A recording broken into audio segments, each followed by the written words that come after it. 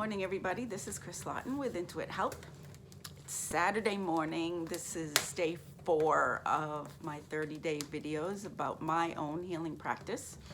I missed yesterday. I've decided that I may not do it every single day. If I miss a day, I'm going to allow myself to be okay with that. So that's the way it is. I have the fire going. North Carolina is crazy, windy, cold, so I thought I'd sit here, have my hat on. So let's see.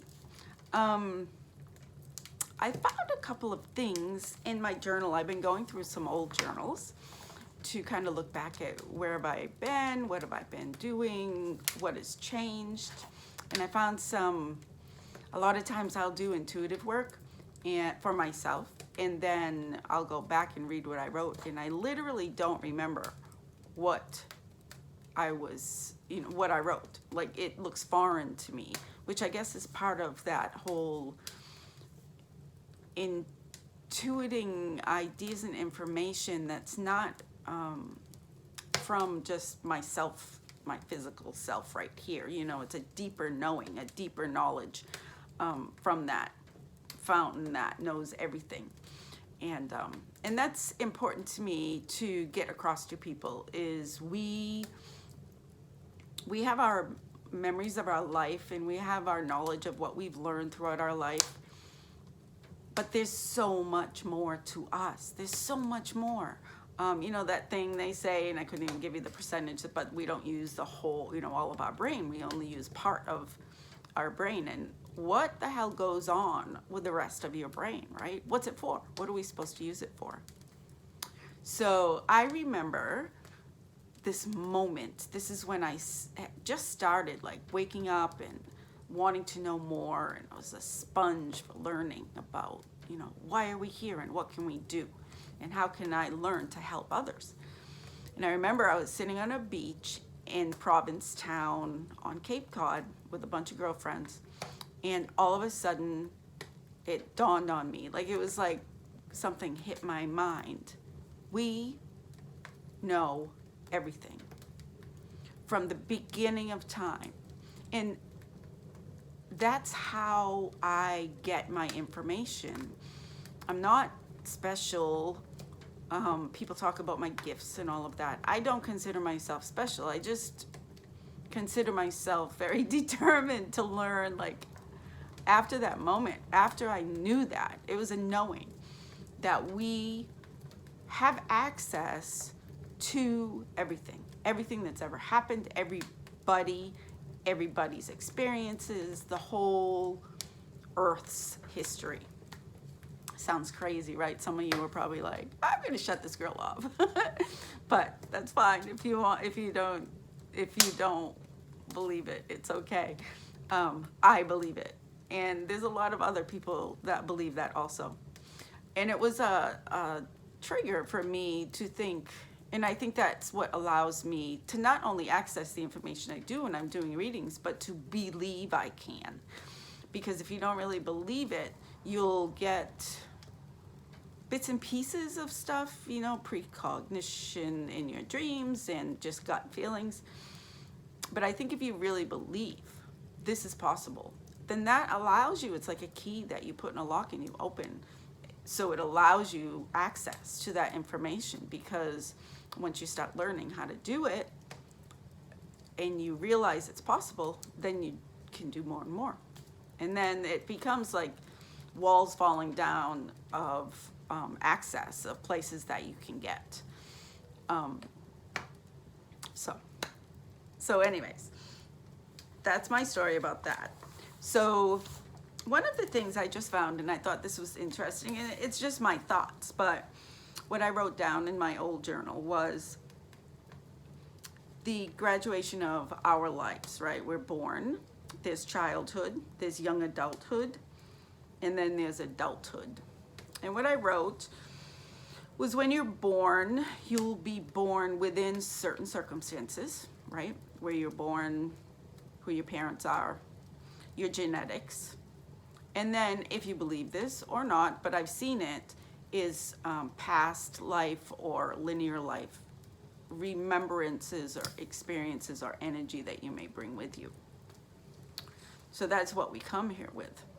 And then within our childhood, we have experiences, right? Good and bad, positive, loving, not so loving experiences. We have trauma.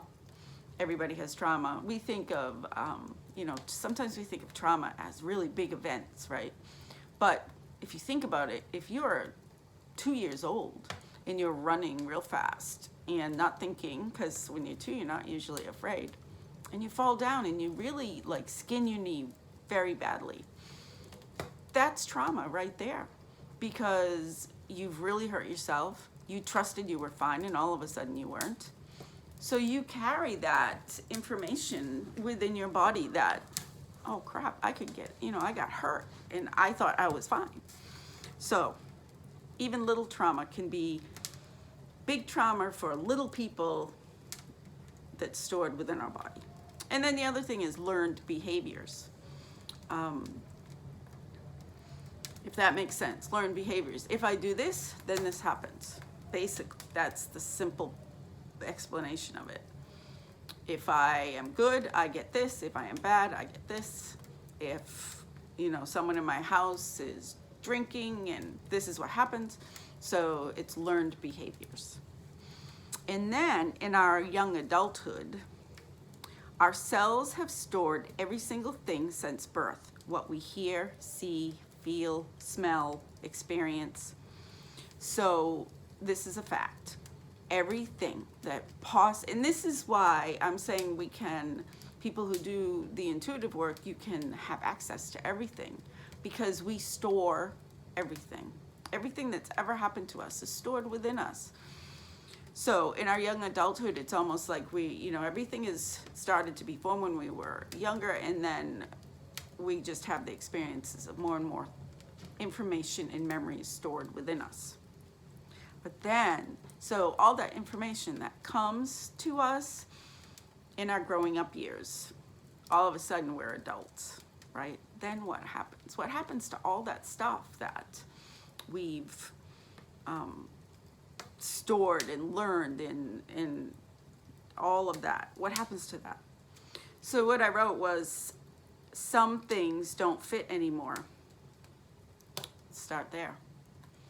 So you're a little kid, you learn things. Your behavior is shaped by what you learn. So there's that thing I talk about all the time. We've learned how to cope. We've learned how to get things. We've learned what one thing equals the next thing. But then what happens when we're adults and we get into relationships and we learn, wow, there's something more beyond my nuclear family. There's something more about making my own decisions and deciding, especially about like religion and relationships and money, right? So all of a sudden we're in this position of, all this stuff I learned, all this stuff I know, and even our behavior doesn't sometimes fit in the situations when we're an adult. So we start to realize that maybe we need to change our thinking. And then we also realize, or maybe not, but our next adventure in life is reflected in this. Our cup is full, right? If you've had a tough childhood, your cup is full of trauma, of coping, of all these things. So then what's the result? Depression, anger issues, inability to create healthy relationships. Your cup is full.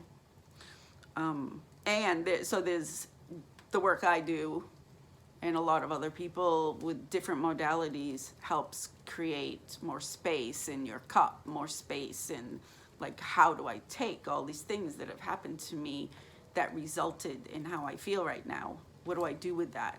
How do I lessen my load? How do I reconfigure what my life should look like to make myself happy?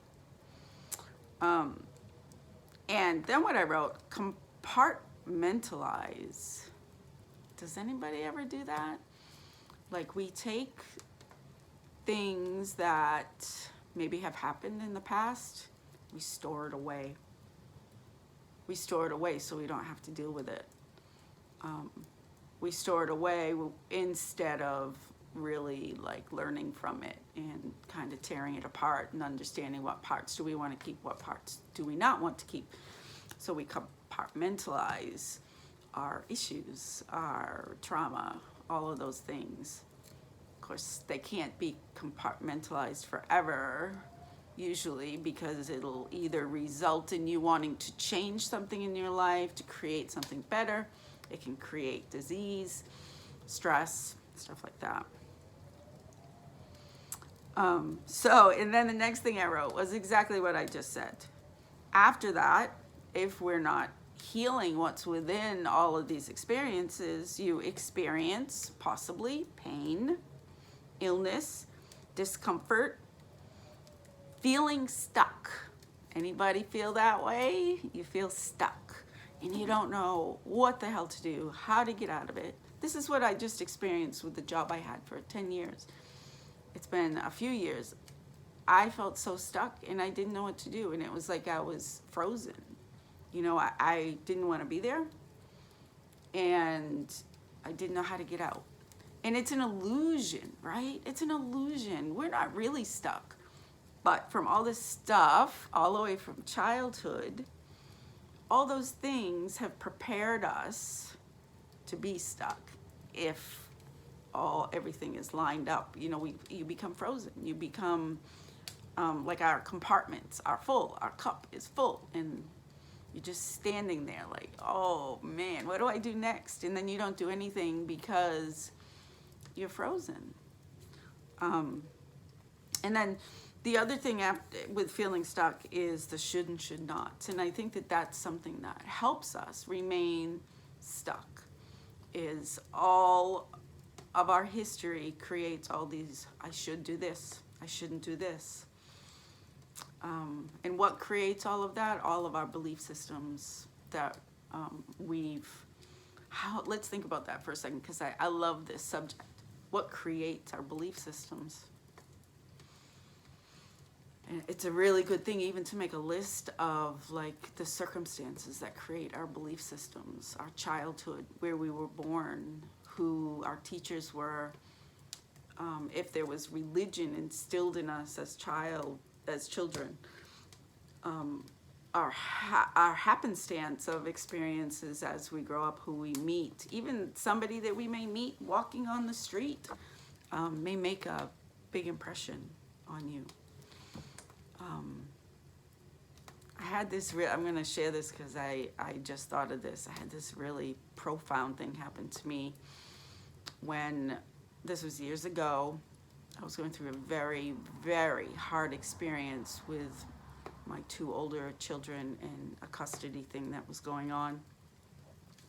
And I hadn't seen them for a while. My heart was broken, so broken, I could not do anything. And I remember I was sitting in the car by myself. Now I was sitting in my Saab, right? This is the old days, so it was one of those cool shaped Saabs outside of some convenience store. And my husband Scott was in the store, and I was sitting there crying. My life was a mess, right? I missed my kids, wasn't really happy in my marriage. This was what was going on in my head. I was miserable. And this guy, I want to say that he was probably homeless. He looked homeless. His clothes were ragged. He had the bags tied to his bike. And he brought his bike up to my car. My window was open, I guess. And he started talking to me. And I remember looking up, and there was no like worry in me, like, oh no, like I'm gonna be hurt or anything like that. I just looked up at him, and this was a complete random stranger. He looked at me and he said, I don't know, miss, or something like that, everything is gonna be okay. Makes me want to cry. It's like, everything is gonna be okay. And I looked up and I acknowledged his wisdom and his words and whatever, like, this cosmic message was. And how ridiculous is that? Like, I was sitting there with my worries in my expensive car and with everything I could possibly need except for my kids. And this man who obviously was living with the bare essentials was telling me everything was going to be okay. It was a really big moment. So those moments like that, you know, those moments that happen with a complete stranger can shape your life. So anyways, okay. I'm gonna take a deep breath and go. I didn't expect to get all emotional, but I don't know, I haven't thought about that for a long time. So there's that. And then there was something else I found in here, sorry about that, that it was just a little, sometimes I'll write down like mantras that end up kind of looking like poems, but I just found this and I thought this was kind of cool. So it says, my body, it's wisdom. My addictions, it's blindfold. Mind still, release, now the healing begins. I'm going to read it one more time. My body, it's wisdom. My addictions, it's blindfold. Mind still, release, now the healing begins. I have learned through many things in my life, through experiences, through my own experiences, through my relationship experiences, and through stuff that I have seen beyond this place that we live about addictions. And we're driven by that. And even those of us who feel healthy, I feel healthy, right? I work really hard to keep myself healthy. There's still addictions. We are addicted to we might be addicted to, it's what seems like not an unhealthy thing, but we're still addicted to it, addicted to our routines, addicted to coffee, coffee for sure. But, and then there's our big addictions, of course, you know, the addictions to drugs and alcohol and sex and bad relationships and all of that. But how much do they drive our life, our days? I'm gonna, there's this experience I'll talk about, that when I saw something beyond here, it's a whole story of why I was doing this work, but I'm just gonna tell you this one little part. There was a period of time that I was really being pushed. I wasn't working with any person, any client or anything like that. It was more just something that sometimes I'll have people or spirits or whatever you want to call them that aren't our physical humans here come to me, and they come in the shower, they knock on my front door, they just show up. And this experience, I was being shown to put my head in this place, right? And what I was being told is this is where, or one of the places that we go when we leave here, when we die. This is some people's experience, because I can't claim to know everything. I don't know. This is all I know, is what I've been shown. But what I was shown, it almost looked like a retreat, you know. It was everybody kind of recuperating and relaxing, and I was shown this woman who was sitting at this table outside, and she had like breakfast in front of her and a cup of coffee, and the being that was with me said, be with her, like feel what it felt like to be her for a minute, that woman who was sitting there. So I did, you know, I imagined, okay, I'm with her. She picked up the cup of coffee And as she was bringing it to her mouth, what I felt was, and anybody who's a coffee drinker will relate to this, the smell, the anticipation of the taste, the good feeling that coffee brings, right? So she picked the cup up. She was feeling these things. I could feel it through her. And there was nothing. She drank it, and there was nothing. There was no glee. There was no sweetness. There was no emotion. There was no addiction to this cup of coffee. And it really affected me pretty strongly, that I thought, wow, like just me, I don't know if I was feeling her feelings or my feelings around this cup of coffee, but there is a lot of emotion that goes into these things that we really enjoy. And what they told me is this is addiction. And when we leave here, that's one of the things that we have to go through, is like a deprogramming of all of our human addictions. They can be pretty profound, right? And I've recently found, this is part of my healing right now, I've been cranky a lot. And my poor daughter, who's with me all the time, she's getting the brunt of it. And I'm trying to not, react to how I feel. But I am used to a particular routine. I was working full-time as a nurse, so I would work 3 or 4 nights a week and do my business and come home and try to do everything. And I was miserable, right? I wanted to change. But then now I'm like, except now, money is a little bit of a stress. I can do whatever I want all day long. I can choose to do whatever I want. I don't know how long that will last, but right now that's my reality. And I'm cranky about it. I'm cranky that my routine is getting disrupted, or that like I want to go do whatever it is. It might just be like work on the computer. And if something interrupts me, I'm cranky. So I feel like just talking about it now, this is kind of helping me, is I'm connected to my old routine. So breaking out of something, even if it's like, and I'll say it, it's an addiction because it's a repetitive thing that your brain has learned to do and rely on. And even if it's something that you want to change, sometimes it's really hard to like get out of that groove and get into a new groove.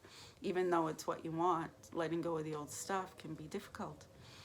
So maybe that's a reminder to whoever is listening to pay attention to that if you find yourself wanting to change but having a really hard time. So I've gone on for quite long, and it's so funny, I'm like, what am I going to talk about today? But I guess I found a lot. So I hope you found value in some of the things that I said, and if you did, I would love to, if you could just put some comments down, talk about maybe what you learned or what you saw or any questions you may have. And so this is day 4 of my 30-day commitment. And I will see you tomorrow. I'll keep sharing. And thank you for listening. I hope you enjoyed the fire in the background. It got a little hot, so I had to close it. All right. Well, I love you all, and I'll see you tomorrow. This is Chris Lawton with Intuit Health. Have an amazing day. Bye.